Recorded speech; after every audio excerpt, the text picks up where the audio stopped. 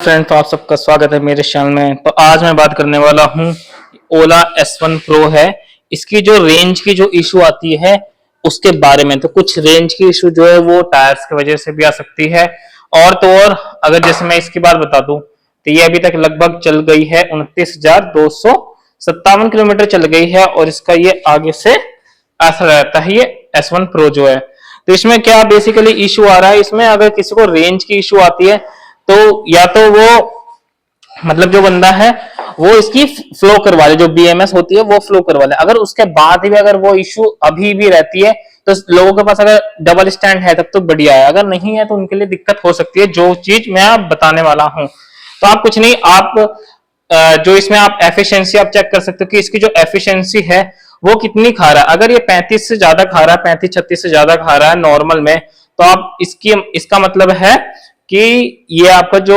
Disc वगैरह है वो पकड़ के चल रहा है। तो जैसे कि आप चेक कर सकते हैं, अगर आपके पास डबल स्टैंड है तो आप बस चेक कर सकते हैं इसको, ज्यादा नहीं, एक मिनट तक इसको आप 20 की स्पीड पे आप ऐसे 20-25 करेंगे। जैसे मान लो ये 60 है, अगर इसको आप क्रूज करके भी आप छोड़ सकते हो तो उससे भी आपको पता चल जाएगा कि ये इसका जो ब्रेक है वो चिपक रहा है या नहीं है।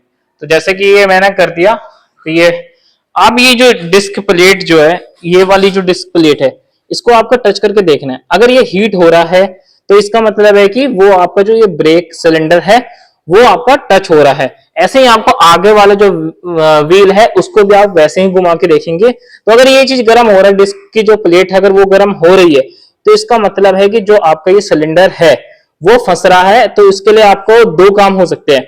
एक तो आपका ये जो आपको दिख रहा होगा निप्पल सा, इसको आप करके आप इसको ब्रेक ब्लीडिंग करवा सकते हैं। मतलब कि जो अगर इसमें कुछ एयर वगैरह की लिए दिक्कत आती है तो आप इसको हल्का सा खोल के इसको आप ओपन करेंगे यहां से, और इसके बाद एक इसके नीचे नट है, इसको आप ऐसा करके घुमाएंगे।